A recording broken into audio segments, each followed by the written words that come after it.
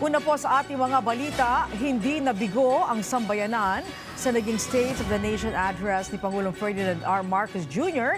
Ito'y matapos banggitin ng Pangulo ang ilang mga usaping mahalaga sa pamumuhay ng ating mga kababayan. Kabilang na riyan ang usapin sa singil sa kuryente at karagdagang suporta sa middle class. Ang mga yan maya-maya lamang. Sa unang bahagi pa lang ng SONA, ibinida ni Pangulong Ferdinand R. Marcos Jr. ang patuloy na investigasyon sa maanomalyang flood control projects. Pagtitiyak pa ng Pangulo, walang sisinuhin ang pamahalaan sa mga dapat managot sa katiwalian, maging ito man ay kanyang kamag-anak. Si Clazel Pardilla sa sentro ng balita.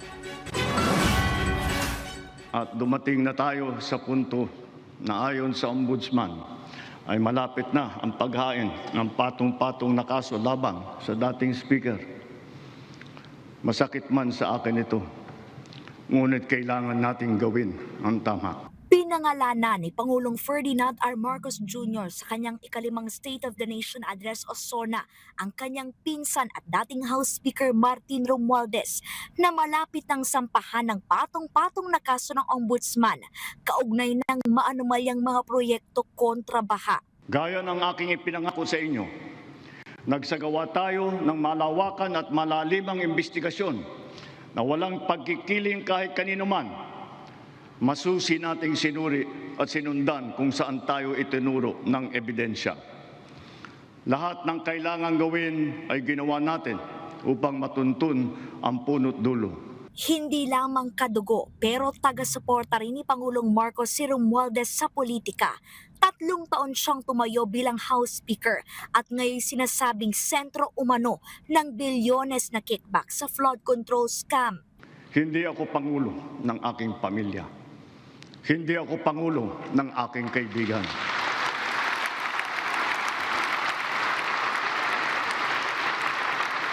Ako ay Pangulo ng Pilipinas at ang tungkulin ko ay sa inyo, ang aking mga kapwa Pilipino. Bago yan, may mga nakulong ng kontratista, opisyal ng gobyerno at mambabatas. 25 bilyong pisong pera at ari-arian ang nabawi, naparalisa at naipreserba ng pamahalaan mula sa mga akusado. Naibalik na sa National Treasury ang papalo sa 800 million pesos. Lahat ng mababawi mula sa mga sangkot na tiwali ay agad ibabalik sa kaban ng bayan.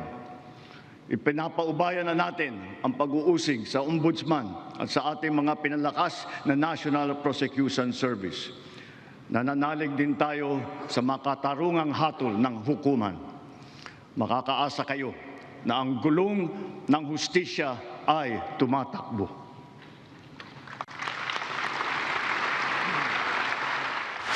Tiniyak ng Ombudsman ang patas, walang pinapanigan at alinsunod sa batas na pagtukoy at pagpapanagot sa mga sangkot sa katiwalian kahit pa humantong ang investigasyon sa mga taong malapit sa Pangulo.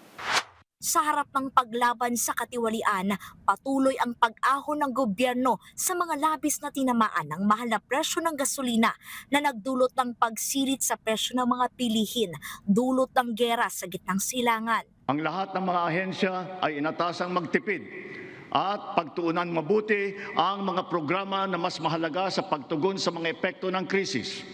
Ang pera ng taong bayan na muntik mapunta sa bulsa ng mga tiwaling opisyal ay naisalba natin.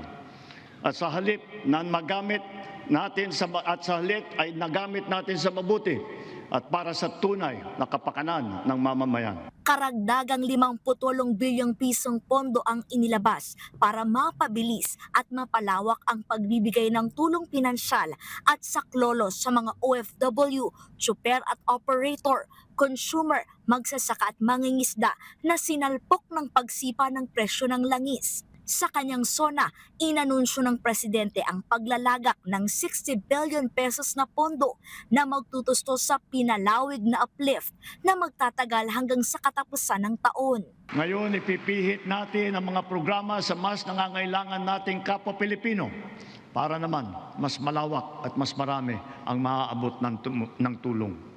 Layunin natin matulungan ng 3.5 milyong benepisyaryo ng 4Ps at walang gutom program, ang 1.5 milyong minimum wage na manggagawa ng miyembro ng SSS at ang 2.5 milyong kababayan nating mahirap na hindi pa naging benepisyaryo ng programang pang-ayuda ng pamahalaan. Sa ilalim ng pinalawak na uplift target ng administrasyon na mabenepisyohan ang 7 milyon at 500,000 pamilyang Pilipino sa buong bansa.